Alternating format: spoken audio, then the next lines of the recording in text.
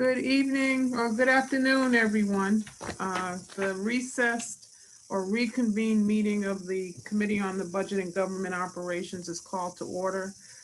Pursuant to applicable law and my determination that attendance by remote means is necessary because of an in-person meeting is not practical or prudent due to the declared public health disaster caused by COVID-19, this meeting is conducted by video conference.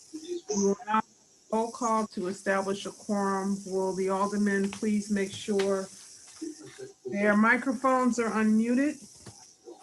Thank you.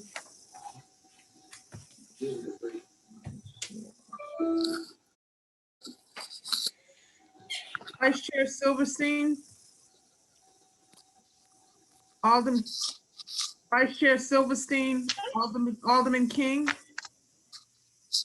Alderman King is present. Alderman King is present. Alderman Hairston. Present. Alderman Sawyer. Alderman Mitchell. Present. Alderman Harris. Alderman Silosky Garza. Alderman Thompson. Present. Alderman Cardenas. Alderman Quinn. Here. Alderman Moore. Present. Alderman Curtis. Hey, Tim. Alderman Sounds like O'Shea. a beautiful day. Here. And I got your a message. You called. Alderman You need Burke, you have to mute yourself. I can hear you. Alderman Brookins. Alderman Rodriguez. Alderman Tabares. Alderman Scott. Present. Alderman Burnett. Alderman Irvin. Here. Alderman Taliaferro. Here. Alderman Raboris. Present. Alderman Wagisback. Alderman Austin. Alderman Ramirez Rosa. Alderman Villegas. Present. Ramirez Rosa present. Thank you. Got you. Alderman Villegas. Alderman Mitz. Present, Madam Chairman. Alderman Sposato. Here. Alderman Napolitano. Present. Alderman Riley. Alderman Smith. Here. Alderman Tunney. Alderman Kappelman. Present. Alderman Osterman. Present. Okay. Alderman Tabares, I saw you here. Yes, Alderman Tabares is present. Okay. Yeah. Original Lopez. Alderman, this is Frank Trofio calling. Alderman Lopez and Alderman Burke, I got you. We have a quorum. We have 20 members. So thank you. At this time, we have been informed that there are no public speakers to speak to us today. So we'll move on to the items before the committee. I just want to remind everybody that we've already approved our August monthly Rule 45 report. And that was passed in committee, and item number 1 was also passed in committee on September 30th. Chairman Dahl, excuse me, it's Alderman Garza. I'm present. All right, Alderman Garza, got you. So we have one remaining item. It was item number 2 on the agenda from the Office of Budget and Management. It was an ordinance concerning an amendment to the annual appropriation ordinance year 2020 within Fund 925 for various departments, for the Department of Fire, Office of the Mayor, and other departments. So can I get a motion to accept the substitute ordinance by the same roll call vote as was applied to determine quorum? This ordinance was sent to you on September 29th and was also sent to you again today. So moved by Alderman David Moore. A motion to accept The substitute ordinance made by Alderman David Moore, hearing no objections, so ordered. The substitute ordinance is now before the committee and will be explained by Deputy Budget Director Latoya Vaughn. We also have department representatives with us today to answer any specific questions that the committee may have. The total appropriation for this substitute ordinance is $4,596,000. Deputy Director Vaughn, will you please speak to the ordinance? Yes. Hi, my name is Latoya Vaughn. I'm the Deputy Budget Director here at the Office of Budget and Management, and I'm here to present the 925 ordinance amendments totaling $4,596,000. The Office of the Mayor is requesting new federal grant funds in the amount of $985,000. This will be allocated into two pots of funding. $626,000 is going to go towards the mayor's office, and $359,000 is going for the Chicago Police Department. The $626,000 for the mayor's office is, these funds are coming from the U.S. Department of Justice, and the $626,000 for the mayor's office program for improving CPD's response to domestic violence, sexual assault, and stalking are to provide funds for the development of certain policies and training programs related to gender-based violence and sexual misconduct, focused primarily on Consent Decree Requirement 62 and Requirement 63, as well as training related to policies issued related to the T and U visas over a 3-year period. The $359,000 from the Chicago Police Department will be used for a position, to fund a position. The domestic violence advocate is the position that will be supervised within the Department of Police, and also will fulfill the role of a project coordinator. The advocate will ensure that all project guidelines are followed and the goals are met. He or she will assist in the planning and execution of all training, which include coordinating all logistics, and he or she will also maintain logs, prepare reports to the DOJ, attend meetings, and provide support with the preparation of training curriculum. There are 4 delegate agency contracts associated with this funding, which has been provided in the narrative. The next is a reallocation of funding between various departments under the public safety umbrella. This is for the Urban Area Security Grant Program totaling $41,512,000. The reallocation of funding is happening between the Department of Asset and Information Services, the Office of Public Safety Administration, the Department of Fire, the Department of Police, and the Office of Emergency Management and Communications. These are federal pass-through dollars, and the focus of this program is to provide financial assistance to address the unique planning, equipment, training, and exercise needs of high-threat, high-density urban areas. The grant helps the city to build and enhance sustainable capacity to prevent, respond to, and recover from threats of active terrorism. UIZ funding is also shared between OEMC, the Office of Public Safety Administration, the Chicago Police Department, the Chicago Department of Fire, and the Department of Asset Management and Information Services. There are no new positions associated with these dollars. This is, to my point, a reallocation of funding. The next is the Board of Elections is requesting new public grant funds in the amount of $2 million. The funds are going to be coming from the Chicago Board of Elections for the Help America Vote Election Security Grant Program.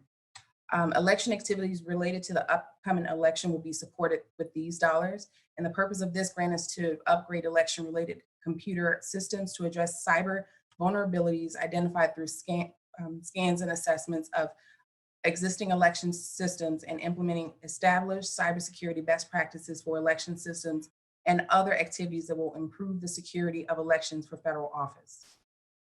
The Department of Public Health is requesting new private grant funds in the amount of $26,000 from the Lurie Children's Hospital for the Healthy Chicago 2.0 survey program. These grant funds will be used to support data collection of the 2020 Healthy Chicago survey. The funds will provide direct support of the inclusion of questions developed by the Lurie Children's Hospital focused on child and youth health issues across Chicago. The Department of Public Health is requesting additional federal grant funds in the amount of $25,000 from the U.S. Department of Health and Human Services for the Resiliency in Communities After Stress and Trauma program. These grant funds will be used to conduct training and capacity building to make Chicago a trauma-informed city, set policies and protocols that have a trauma lens, and promote access to trauma-informed services. This is the final year of the 5-year agreement. There are three contracts associated with these dollars. The Department of Public Health is also requesting new state grant funds in the amount of $789,000 from the Illinois Criminal Justice Information Authority for the Violence Prevention Street Outreach Program. These funds will be used to support the Chicago West Side Street Outreach Initiative, which provides street outreach focused support to 3 community areas within Chicago, which are West Garfield Park, East Garfield Park, and Humble Park. The Chicago West Side Street Outreach Initiative is a violence prevention effort designed to leverage existing evidence-based violence prevention interventions in 3 of Chicago's most dangerous and historically disenfranchised communities. The Chicago West Side Street Outreach Initiative will engage community organization partners who are best suited to engage, support, and redirect the nurture persons at high risk of involvement in dangerous or lethal violence. The Mayor's Office for People with Disabilities is requesting additional federal pass-through grant funds in the amount of $6,000 from the U.S. Department of Health and Human Services, passed through the Illinois Department of Human Services. This is to support the Substance Abuse and Prevention Program. These funds will be used to support 2 existing positions for addiction prevention programming for youth that are deaf and hard of hearing. The Department of Fire is requesting new federal grant funds in the amount of $765,000 from the U.S. Department of Homeland Security for the 2020 Port Security Grant Program. The objectives of the Port Security Program is to provide funding support for frontline public safety members to increase mitigation and response capabilities along the Chicago port waterways. Specifically, 2020 Port Security funding will be used for ongoing training and needed safety equipment for 140 Chicago Fire Department Air Sea Rescue members. And that concludes today's 925 ordinance amendments totaling $4,596,000. And we open it up for questions. Thank you, Ms. Vaughn. I'd like to acknowledge the presence of Alderman Rodriguez, Alderman Curtis, Alderman Burnett, and Alderman Villegas. So we'll go to questions. I do not see any hands up. Can't believe that. Okay, so No. Is Ray okay? okay, I do see a hand up. Alderman Thompson, Patrick Daly Thompson. Thank you, Chairman Patricia Dowell. I'm just, the reason why I did raise my hand, I got this at 2:52. We got this email, so I'm trying to go through this. And so that's why there's a This is the slight delay same, here. this is the same ordinance that was sent to you on, Yep. same ordinance that was sent to you on September 29th. There's been no change in the Oh. document. Okay. It was also so- sent this morning. We got ours at 2:52 today, so if it's the same, there's no changes then. Okay, that's fine. I didn't hear that. I heard there was a change, substitute ordinance, so if these are the same, then no questions. Thank you, Chair. Thank you, Alderman.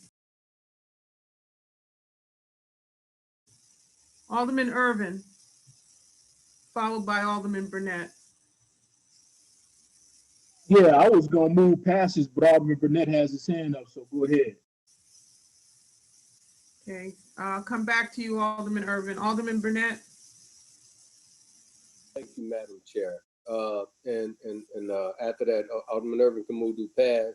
I think we worked out something here on the west side. I just want to make a note to all of these organizations that may be getting money from the city. No one knows our wards and our community like the alderman. So I would encourage any and every organization that's getting money to touch bases with the alderman. I mean, I see, I've been alderman 26 years. I deal with everybody in my ward. I see them twice a week. They come in my office. I know the pulse of what's happening in the community, who's who, what, and all those other things. I know things that people don't even think I know about because people come in and tell me. I would just encourage all of these organizations to at least touch bases with the alderman with whatever you all are doing, so we can give you, so we can be on the same page and give you an idea of what may be best fitted to help in the community. We know the good, the bad, the ugly, and the phonies. We know the phonies very well, and we can tell you about all of them. So I just want to just point that out and encourage folks to continue to try to work with the aldermen, because we live in the community. We live here. Okay, thank you. Thank you, Alderman Burnett. I want to acknowledge Alderman Nugent, who's also here with us this afternoon. Alderman Irvin, will you please renew your motion to recommend approval of the substitute ordinance by the same roll call as was applied to determine quorum? Yeah. So moved by Alderman Irvin. Hearing no objection, so ordered. All those in favor signify by saying aye. Aye. Aye. Hearing no objection, so ordered. The due pass recommendation of the substitute ordinance will be reported out at the next city council meeting. Before we adjourn, I just